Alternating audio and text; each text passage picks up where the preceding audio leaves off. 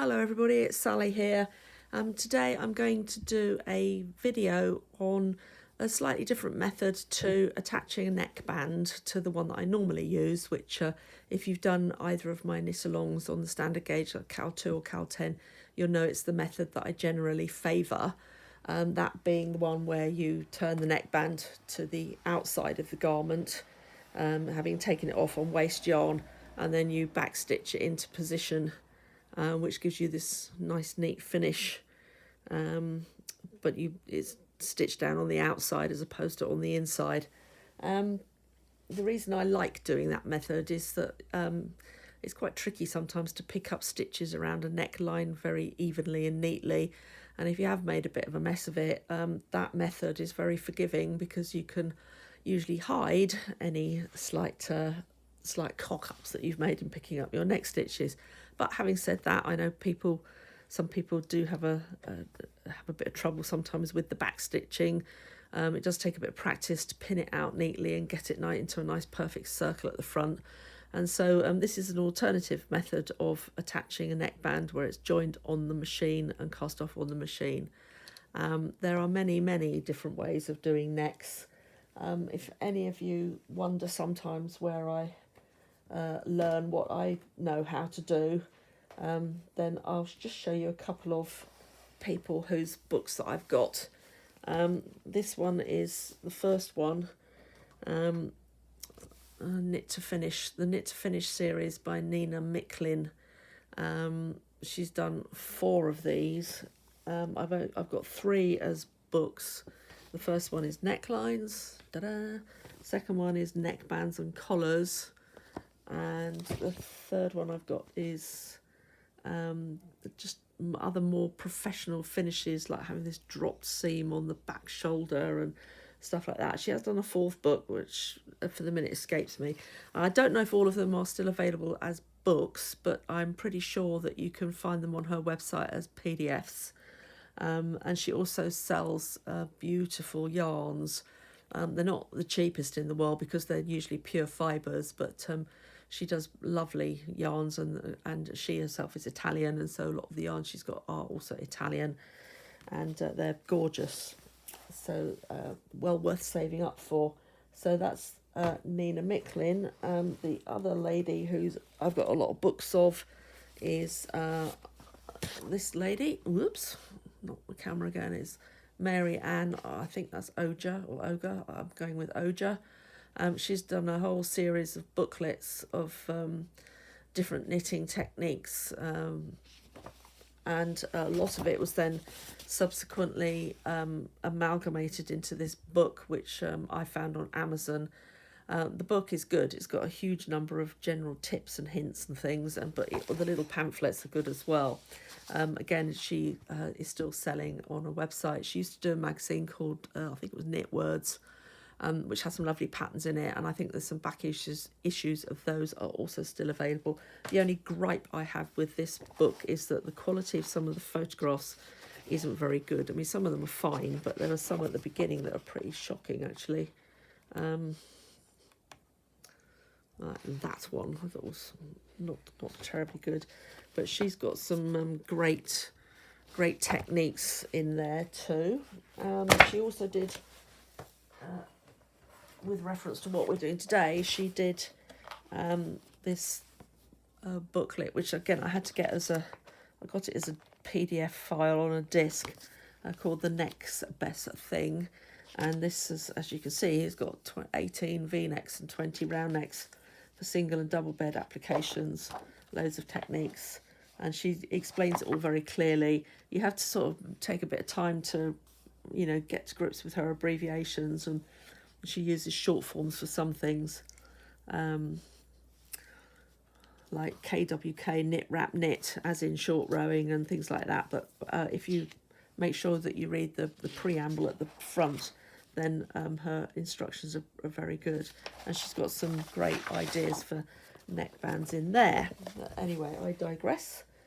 Let's get on and knit this piece. So what I've done here is I've taken a basic round neck schematic from one of my patterns, and fundamentally I'm just going to be knitting from the sleeve bit upwards. You don't want to sit and watch me knit an entire front of a non-existent garment, so I'm just going to end up with a little neck sample. And so what I've done is I've cast on my stitches and I've knitted up to the point at which I would divide for the front neck, which is on row count 48. So I'll just remind you of how I do the splitting of the neck into two and the front neck shaping, ready for adding the band. So first and most important thing to do is to set your carriage to hold. On the Silver Reed machines, it's moving the rustle levers. Let's just twist that to one side so you can see. So I've moved my rustle lever here from 2 to 1, which means that any needles pulled out to D won't knit. On brother machines, I think you have part buttons, but I don't speak brother, so you will have to follow your machine's instructions. And then I'm going to be knitting the right hand side as I look at the pattern first, and the notation I've got here means that I'm going to put 9 stitches for the centre neck into hold and then decrease 1 on every subsequent row 10 times. But first of all, let's get the left hand side out of the way. So everything to the left of naught is coming out to hold. And then I'm going to put those first 9, can you see me all right? Yeah, first 9, 2, 4, 6, 8, 9 out to hold as well. And then I'll be knitting the next 10 rows and decreasing 1 more stitch at this edge on every row 10 times. 1,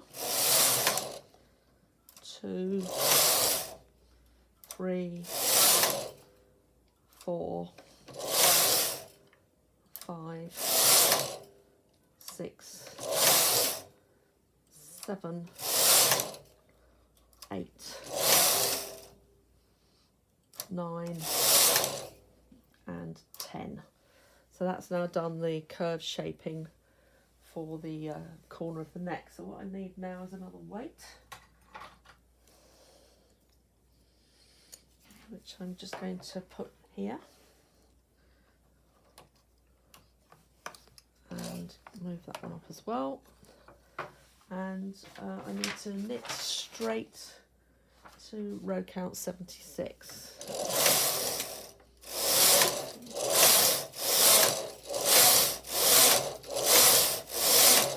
Just keep that weight on this neck edge here in place so that the stitches don't get caught up.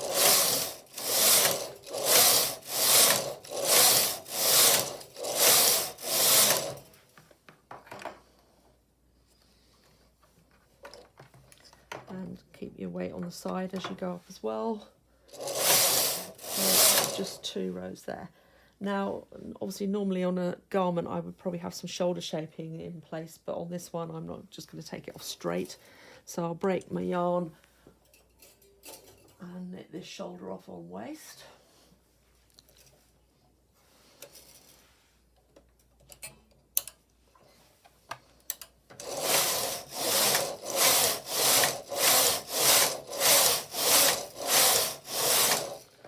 About 10 rows of waist as normal. And then, so that side is now finished. Remove the weights and knit across, and it will drop from the machine. There we are, that's off the needles. So you're left with this flappy bit here, which is going to be the straight bit of the neck as it comes up towards the shoulder line. I'll leave that there for a minute and come back and deal with that, and then I'm just going to push those needles back to non-working position. Let me just move my doodah slightly so you can see what I'm doing. So first thing I'm going to do is to put this row counter back to 48, and then because I can, I'm going to move it to the other side of my machine. It's a little tip if you have a removable row counter. And then I'm going to put the left hand needles back into work. So everything left of naught, push them back to C position or upper working position. And then again, I'm going to start by putting the 9 for the centre back to hold, 2, 4, 6, 8, 9. Thread up the machine again and knit the 10 rows, decreasing at this left hand side of the neck as I go.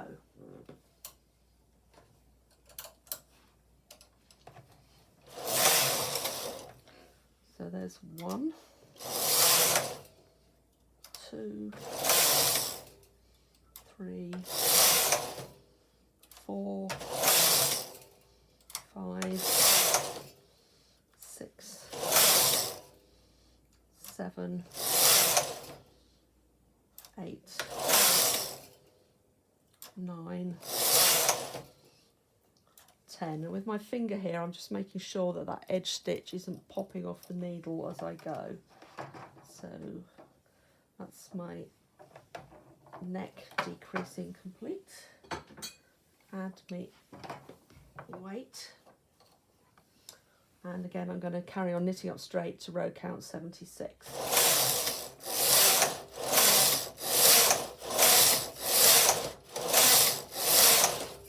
Just keep this inside weight well up so that the stitches don't start bunching up. 66.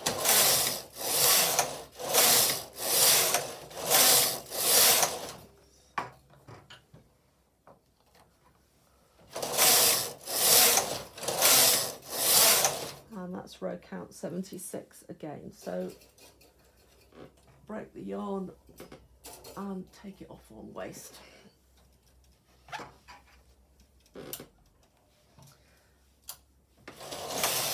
Same as we did for the right.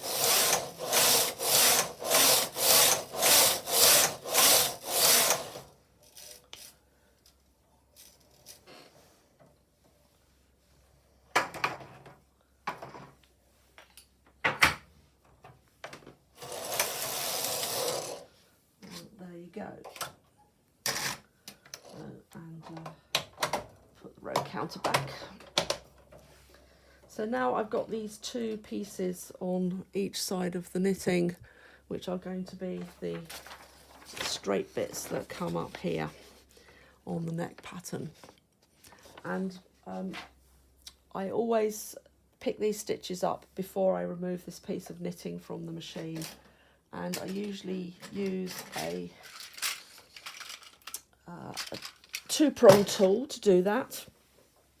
And I just, I mean, sometimes I calculate it, but I'd normally just pull it out a bit, not too much, because you don't want to stretch it too much, and just to work out roughly how many stitches I'm going to pick up.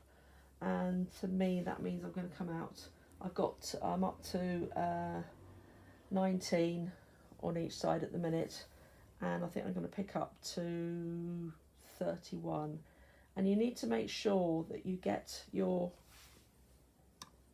tool right through the whole of the edge stitch. You don't want just to be picking up one strand here. You need to make sure you've gone right through the edge stitch and 2. So hook those on there, and then coming back down to this corner here, this is usually the tricky bit, and so you need to make sure again you're going right through a whole stitch and you're not dropping too far down under here, and it's possibly not where a lot of people might think it is, where that stitch is picked up, but I'm going for there, and then just complete along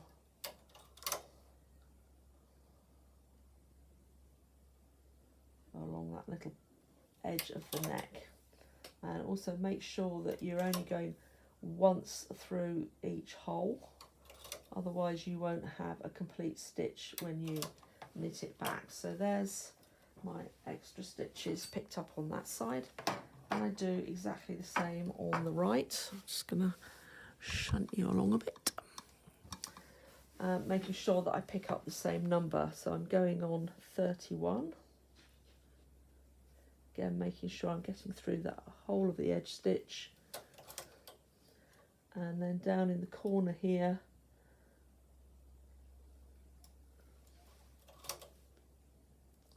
and all the way along the edge.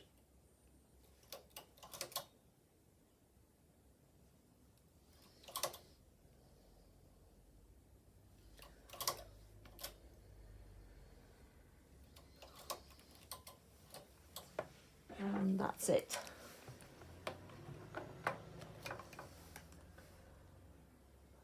Edge stitches for the straight side of the neck are now picked up, and so what I'll do next is knit one row at main tension, still across here with my main yarn, making sure I take my carriage back off hold, and there's your neck stitches picked up. And if I tip that forward again there, you can see what I mean about making sure each one of your stitches has got its own hole on there, that you haven't got two joined through the same hole. Oops. Whittle you back up.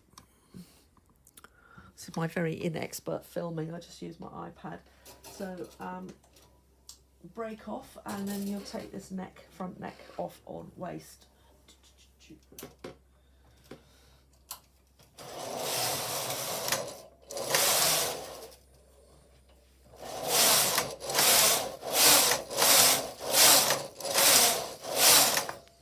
I normally do about 8 to 10 rows, just so that it can't come unravelled. And take the weights off and drop it off the machine.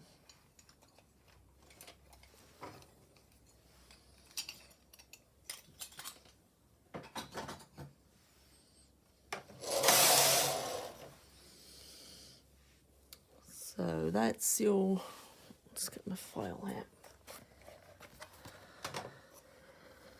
Some days I'm quite glad that I have a brain fart from time to time and buy some yarn in a rather vivid colour that I then think, why on earth did I buy that?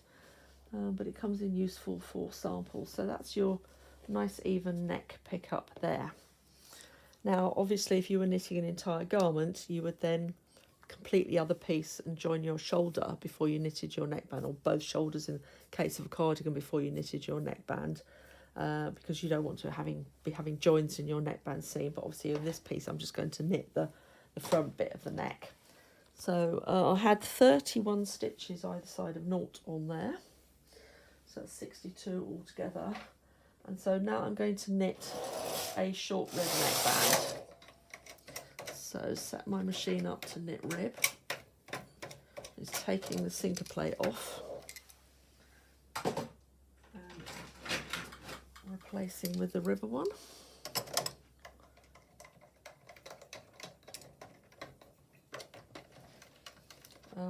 A lot of people have asked me what these things are when they see them in front of my machine. They're just plastic ribber covers, and they just clip on and clip off. But sometimes I don't think they make them new anymore, but you can buy them on good old eBay or from our dealers. They quite often have them, but they come in two sizes, so make sure that you get one suitable for your brand of machine, and whether it's a standard or a mid/bulky.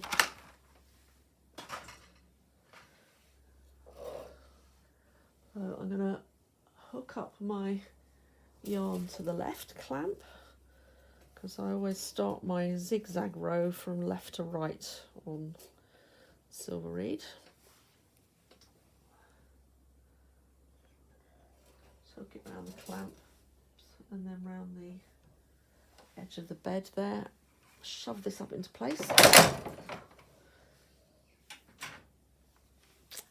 Put my ribber carriage on, click them together. Now because I in good old, as the British people will know what this means, good old Blue Peter fashion, I have made one earlier. I've already got the right number of needles set up on my ribber carriage. And I'm just going to have an extra one forward to make an odd number altogether. Now I usually push mine out to D, so that when I knit across, I just make sure that everything's knitting back properly, and I will knit across to pick up my yarn on the left hand side. So the yarn is in the feeder, which you can't see all of this on camera because I'm a bit too close, but I want you to be able to see the knitting rather than anything else. So make sure my ribber is set up correctly. Everything on all the levers and buttons are knobbed in the right place, and both carriages down at 0 for the cast on tension. Knit one row across and find my ribber comb.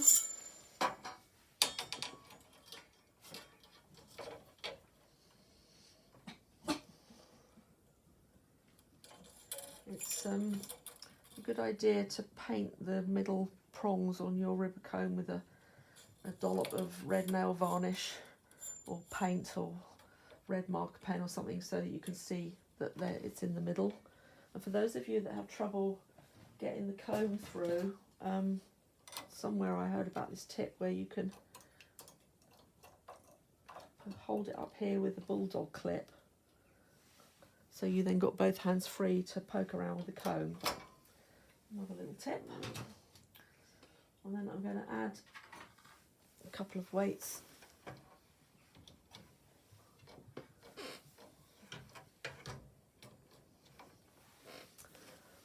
And knit my 3 circular rows. So because normally you would have the wrong side of the rib facing you when you start off, you knit the knitter, ribber and knitter for your circular rows. On this neckband, you actually have got the right side of the neckband facing you on here. So you can reverse the circular rows if you choose. If you don't know how to, don't worry about it, just do it the normal way. But you can, there is actually a slight difference when you look at the knitting, when you take it off between the front and the back. So I'm going to reverse my circular rows and probably cock this up in no end. So I'm going to slip the knitter and then knit on the knitter and slip on the ribber, and then slip on the knitter again and knit on the ribber. So there are my 3 reverse circulars completed, and now I'm going to set the machine to knit the neckband, and I'm going to do this 4 numbers lower than my main tension. My main tension is 7, so I'm going to do this on 3 and 3, and I'm just going to knit about 1.25 inches worth of neck, so about 3 centimetres for those of you that do metric, which is probably going to be about 14 rows. This yarn knits on stocking stitch to a tension of about 9 or 10 rows to 1 inch, and obviously on the rib it's a little bit tighter, so I'm going to go with, I'll probably go with 14 rows here. So set your row count back to 0, and away we go.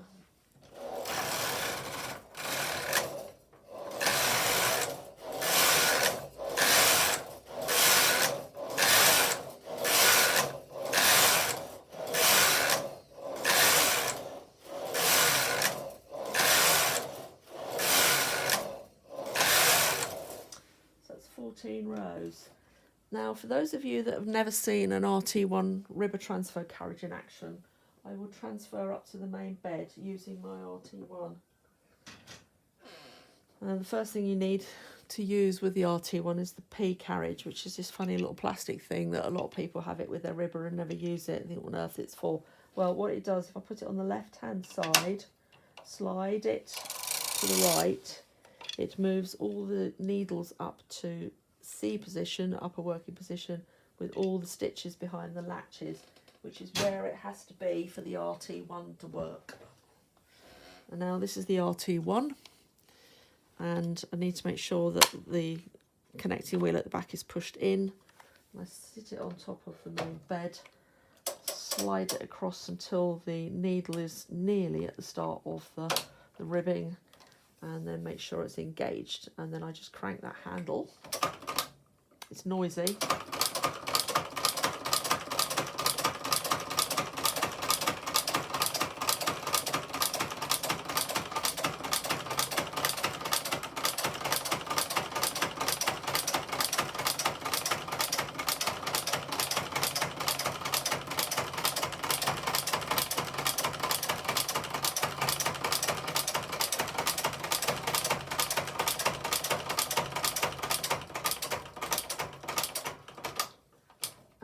continue across until you get to the other side. Disengage the cog at the back and lift it off. And there it is, it has transferred all your stitches up to your knitter. It's dropped one here on that side, but that's probably because I didn't have an edge weight on. So I'm just going to, let's get this out of the way. Just going to pick that up and hook it back on to its needle. There we are. Your little rib neckband is done. Take the ribber carriage off and connecting on, and put my main bed cinch back on.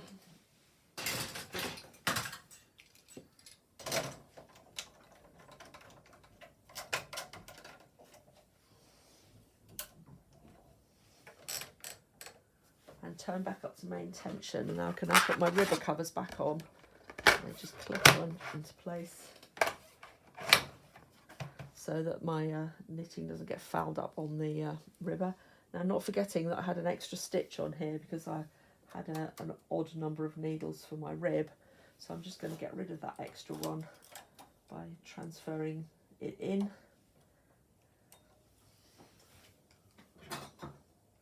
I will also take the ribber weights off.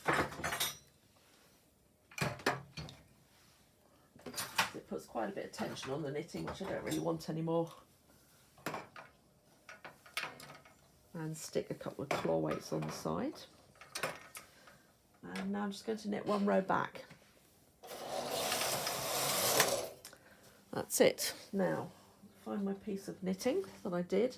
So this is now the right side of your neckband, which you're going to put together with the right side of the body of the knitting. If you don't want that line of garter, what looks like garter stitch or purl bumps on there, you don't have to do that extra row, but I actually quite like the look of it, so that's why I do the extra row. So now here I am going to now pick up the neck edge stitches. I'll pull them out to D.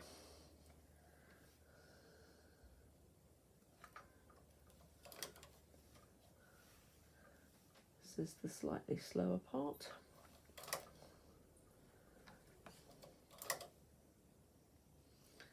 If you keep the knitting folded away from you, you can get this nice row of the purl bumps. You can see what you're going to pick up and put on the needles.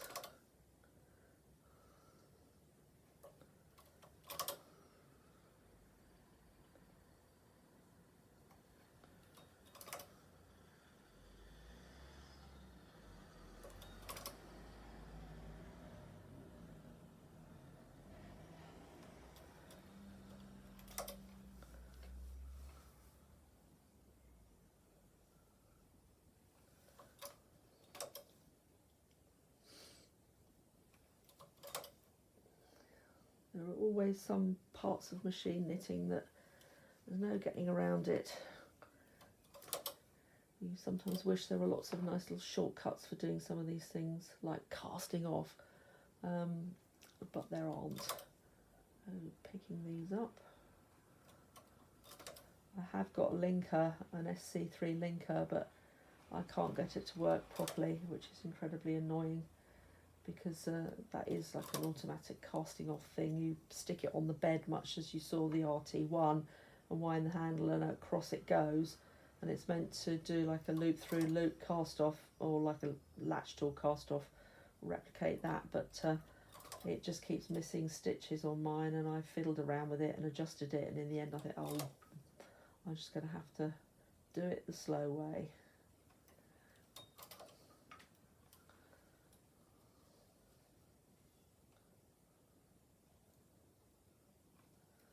So in effect, this is much the same method as you would use for applying the front band to a cardigan, except you're obviously doing it with a neckband. And you can do this with obviously 1x1 rib, or any of the normal rib configurations that you can do on your ribber. You can do it with a stocking stitch band. You can do it with mock rib as well. So don't think it only applies to the river, because it doesn't. So nearly there. That's it. So that's now attached on there. And so I'm going to knit one row to join it together, and I'm going to do that at tension, main tension +1.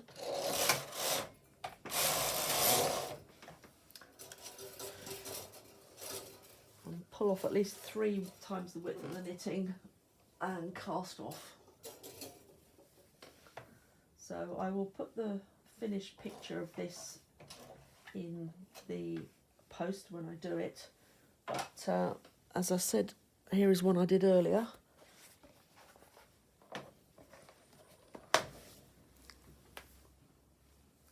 Right, so I slightly killed this when I pressed it, but that's what it actually looks like when it's finished.